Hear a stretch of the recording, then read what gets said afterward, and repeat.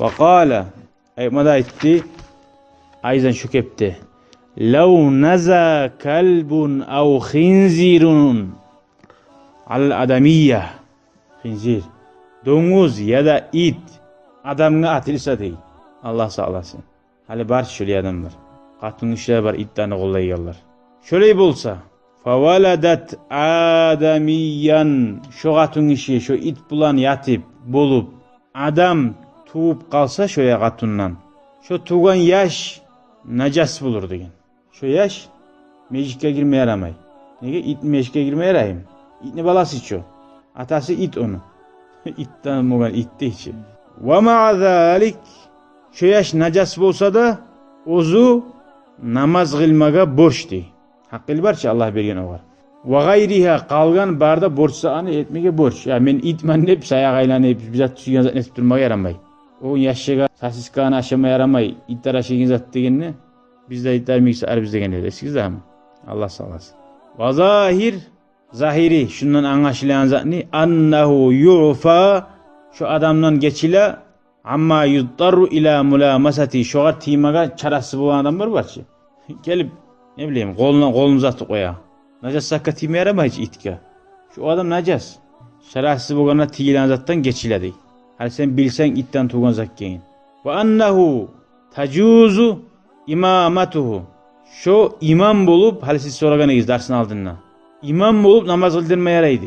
Sen bilgen soru ne soru öde? Kadib olmaya yarayım degen edince. Bu imam bulmaya yaraydı. Namaz kıldırmaga.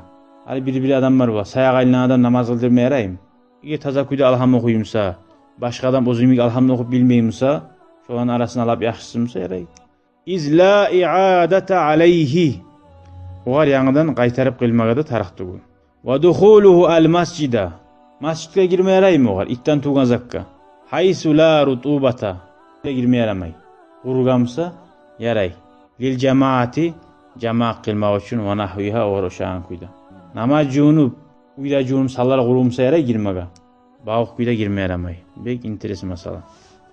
Eğer şu adamı oşagamsa da bayta. Şu barda masala taza adam surattamsa tuğan zat. Ama it bulan katın işi bolup, şu katın işi tapkan zat, itke oşayımsa, şu najas adamdan tuğan zatmsa da. Oğar bizatta borç tuğul. Nece ağa soylap bilse da, ayırıp bilse da, akıl bala olsa da, nege şoğar ahsusu adam tuğul deyip koyapız şoğar. Anlaşıldım. Ama hayvan bulan bolup, o hayvandan acayipse tuğu aldı. Adam suratta adam tuğu aldı. Şu adam ne bul ha? Hayvanın balası içi. Şu adam taza değil. Najas tuğul. Nege tuğul içi hayvanın balası tazaçı. Makul. Aşama da yaray şunu.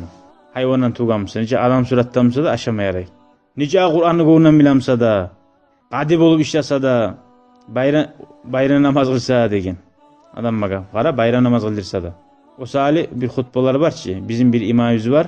Lana hatibun, hutba kıl, bizga namaz kıldırdı, hutbe etti. Son artta ozunu kurban ettik degen. Hasili bu bir İskul çitiline acayip alamatlar olan arbula ki, şöyle alamat bulasa neydi? İzattı bula bu dünyada. Şu bolgan zamanında mı kitapta şunun masalası var. Bunu bolgan yerleri de varmışsa diyerek o izar. Orası ki balık hani rusalka deyip adam koşa alan balıklar bula. Yaray mı rusalka balık adam koşasa aşamaga? Yaray. Ayta turaç hayvan atılıp adam tuğ alsa da aşama yaray dedi. Velhamdülillahi Rabbil alemin. Şükran ya Rabbi şükran. Hedeyte kalbi şükran. Nurta derbi şükran. Şükran ya Rabbi. Şükran ya Rabbi.